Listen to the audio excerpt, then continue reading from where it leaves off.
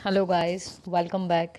और आज की वीडियो बहुत इम्पॉर्टेंट होने वाली है उन लोगों के लिए जो ग्रेजुएट हैं, या जो हम कहें अगर पिछले साल पास आउट हुए हैं, या अगर आप 2021, 22 या 23 में पास आउट हुए हैं। तो आपके लिए, यदि आप अभी तक ये सोच रहे थे कि मुझे एमएनसी में काम तो करना है बट अपने शर्तों पर, दैट मीन्स मुझे इंदौर में ही रहकर यदि जॉब करनी है, तो आपके लिए एक बेहतर अपॉर्चुनिटी आई है जिसमें आपकी जो यूनिवर्सिटी है, that is DAVV, Devi Ahilya विश्वविद्यालय और टीसीएस जॉइंट वेंचर के साथ में कल यानी 31 अक्टूबर को ही आपकी जो पूरी प्रोसेस है प्लेसमेंट की, ये हो रही है। और ये है ओपन प्लेसमेंट, जो इसकी सबसे अच्छी बात है। ओपन प्लेसमेंट का मतलब आप किसी भी कॉलेज से हों, किसी भी यूनिवर्सिटी के स्टूडेंट हों, आप अगर इंदौर में जॉब करना चाह रहे हैं तो आप यहाँ पर इसमें शामिल हो सकते हैं। और यहाँ पर आपको जो है एक ही छत के नीचे टीसीएस के अलावा और भी कंपनीज़ वहाँ पर आ सकती हैं, क्योंकि मेगा ड्राइव बोल रहे हैं इसको, तो इट मे बी पॉसिबल कि और भी कंपनीज़ हों, तो वहाँ आपको जॉब वो अवेल करवा सकती हैं। ये जॉब्स इंदौर के लिए होंगे, ठीक है। तो अब इसमें यदि ये बात करें कि कौन लोग इसमें शामिल हो पाएंगे, तो वो सारे स्टूडेंट्स जो 2021, 22 या 23 में पास आउट हुए हैं। 21 से पहले वालों को ये अलाउड नहीं कर रही है। और दूसरी चीज़, ऐसा ज़रूरी नहीं है कि आप बीएससी के ही हों। यदि आप बीकॉम, बीए, बीबीए, बीसीए किसी भी सब्जेक्ट के हों, बीएससी के, कोई भी आपका ग्रेजुएशन कोर्स हो, पीजी भी नहीं मांग रही हैं ये, ठीक है। तो आप यदि यूजी के हैं और इन 3 सालों में से किसी में पास आउट हैं, तो आप इसके लिए ज़रूर अप्लाई कर सकते हैं। सो आई थिंक यदि आप जॉब सर्च कर रहे हैं तो आपको एक बार जाना चाहिए कल वहाँ पर।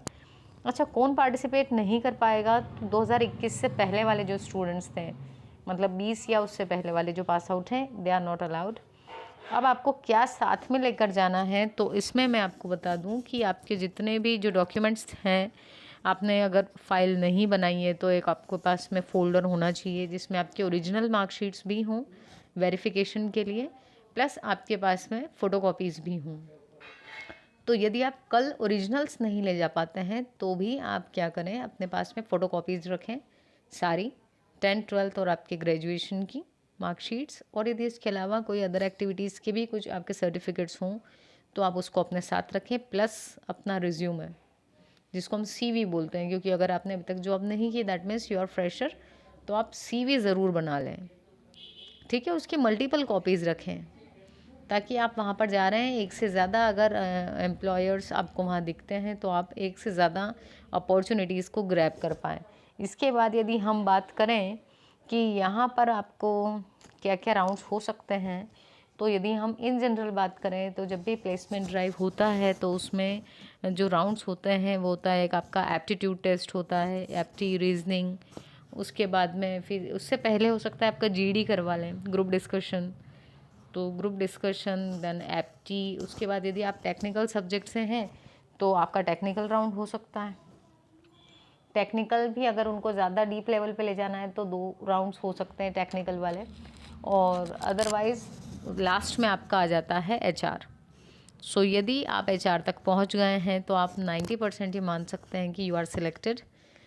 और एचआर के केस में फिर वो आपसे फाइनल बातचीत करते हैं, आप इन पर्सन कैसी बातें करते हैं लोगों से ये असेस करते हैं। एंड कई बार नेगोशिएशन भी जो होती है आपकी सैलरी वगैरह की, वो इसी राउंड में होती है।